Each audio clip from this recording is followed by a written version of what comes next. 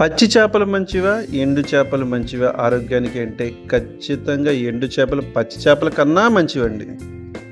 Hello friends, welcome to Chakri గుమగుమలు. ముఖ్యంగా dry fish ప్రేమికులకైతే ఈ కర్రీ చాలా బాగా నచ్చుతుందండి. మామిడికాయ ఎండు చేపలు చాలా చాలా చాలా బాగుంటుంది. ఈ వీడియోలోకి వెళ్ళబోయే ముందు మన వీడియోకి అయితే ఒక లైక్ అయితే ఇచ్చేయండి. మరి ఇవి రిబ్బన్ ఫిష్ అండి. ఇవి రిబ్బన్ ఫిష్ అంటారు, అరటికాయ చేపలు అంటారు, సావడాయ చేపలు అంటారు. ఇవి ఎండు చేపలు, ఉప్పు చేపలు కాదండి. బీపీ ఉన్న వాళ్ళు కూడా చక్కగా తినగలిగే ఎండు చేప అన్నమాట. ఇందులో ఉప్పు అనేది ఉండదు, ఓన్లీ ఎండబెడతారు. ఇవి శుభ్రంగా వాష్ చేసుకోవాలి. ఎలా చేసుకోవాలి అంటే గోరువెచ్చని నీటిలో ఈ ముక్కలను వేసి 10 నిమిషాలు పక్కన పెట్టేయండి. తర్వాత చక్కగా కడుగుతుంటే ఆ పైన తెలుపు అంతా చక్కగా ఊరికి వేలుతో రుద్దితే పోద్దండి. ముక్క చాలా ఫ్రెష్గా నీట్గా వచ్చేస్తుంది. గోరువెచ్చని నీళ్ళతో అయితే ఖచ్చితంగా శుభ్రం చేసుకోవాలి. ఉప్పు చేప అయినా సరే, అలా ఎండు చేప అయినా సరే. ఇప్పుడు ఎండు చేప ముక్క చూసారా, రుద్దుతుంటే అలా చక్కగా నీట్గా తెలుపు అంతా పోతుందన్నమాట. మీరు ఎక్కువ రుద్దక్కర్లేదు, ఆ సైడ్ లాగేసుకుంటాము. వేలుతో రుద్దితే ఆ వైట్ అంతా వచ్చేసింది. 2-3 సార్లు చన్నీళ్ళతో 2 సార్లు కడిగితే సరిపోతుంది. తర్వాత మీకు చూపిస్తాను. అంతేకాదండి, మీకు ముఖ్యంగా ఇంకో విషయం చెప్పాలి.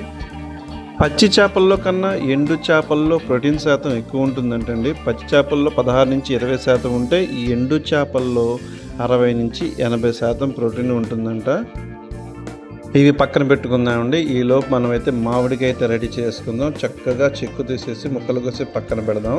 ఇప్పుడు మనం కడిగి పెట్టుకున్న ఎండు చేప ముక్కల్ని దోరగా నూనెలో వేయించాలండి. ఎందుకు వేయించాలి అంటే ముక్క విడిలిపోకుండా, కూరలో కలిసిపోకుండా ముక్కగా ఉంటుంది కాబట్టి లైట్గా కలర్ మారే వరకు మనం ముక్కలను అయితే వేపుకుందాము. ఒక స్టవ్ మీద ఒక పాత్ర పెట్టుకుని అందులో 4 టేబుల్ స్పూన్ ఆయిల్ వేసుకొని మెంతులు, జీరా, ఆవాలు వేద్దామండి.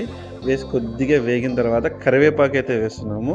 కరివేపాకు కూడా వేసుకొని తాలింపు వేగిన తర్వాత ఇందులో మనం ఉల్లిపాయ ముక్కలు, పచ్చిమిరపకాయ ముక్కలు కూడా వేసేద్దామండి. ఉల్లిపాయలు, పచ్చిమిరపకాయలు కొద్దిసేపు మగ్గిన తర్వాత, అంటే తొందరగా మగ్గడం కోసం ఇందులో కొద్దిగా సాల్ట్ యాడ్ చేస్తున్నామండి. సాల్ట్ వేయడం వల్ల ఏంటంటే ఉల్లిపాయలు తొందరగా మగ్గిపోతాయి కాబట్టి సాల్ట్ వేస్తాం. ఉల్లిపాయలు అయితే చక్కగా మగ్గిపోయాయండి. ఇందులో మనం ఒక చిన్న టేబుల్ స్పూన్ అల్లం వెల్లుల్లి పేస్ట్ అయితే వేస్తున్నానండి. ఇది వేయటం వల్ల ఏంటంటే మంచి టేస్ట్ వస్తుంది కాబట్టి అల్లం వెల్లుల్లి పేస్ట్ కొద్దిగా వేసుకొని అది కరెంట్తో తిప్పుకున్న తర్వాత టమాటా ముక్కలు యాడ్ చేస్తున్నాను. టమాటా ముక్కలు బాగా మగ్గాలి.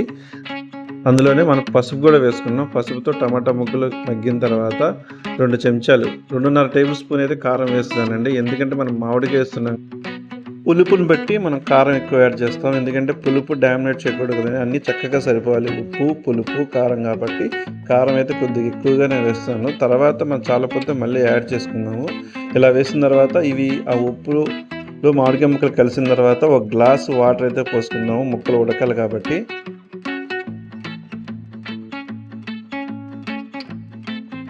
ముక్కలైతే 50% ఉడికినాయండి మామిడికాయ ముక్కలు. ఈ టైంలో మనం ఇవి కూడా యాడ్ చేసేద్దాం. ఏపి పెట్టుకున్న ఎండు చేప ముక్కల్ని అవి కూడా వేసేసి ఇందులో చక్కగా కలిపేద్దామండి. ఇప్పుడు 50% ముక్కలు కూడా ఈ చేప ముక్కలతో చక్కగా మగ్గుతాయి అనమాట. ఇప్పుడైతే నేను టేస్ట్ చూశాను, ఉప్పు కారం కొంచెం తగ్గిందండి కాబట్టి కారం కూడా వేస్తున్నాను.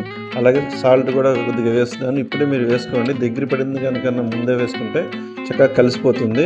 ఇప్పుడు కూరని అయితే బాగా దగ్గరికి రానివ్వాలన్నమాట. ఇంకా రాలేదు, కొద్దిగా కొత్తిమీర కూడా యాడ్ చేస్తాను. ఆ ఫ్లేవర్ కూడా కలుస్తుందని వేసుకొని ఆ కూర బాగా గ్రేవీ, ఆ వాటర్గా ఉండకూడదు, బాగా దగ్గరగా చిక్కగా అయిపోవాలన్నమాట.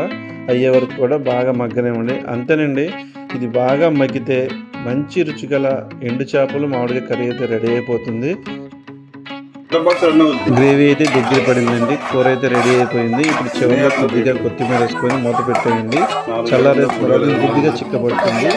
ఎండు చేపలు అయితే తప్పనిసరిగా ట్రై చేయండి. చాలా చాలా చాలా బాగా నచ్చింది.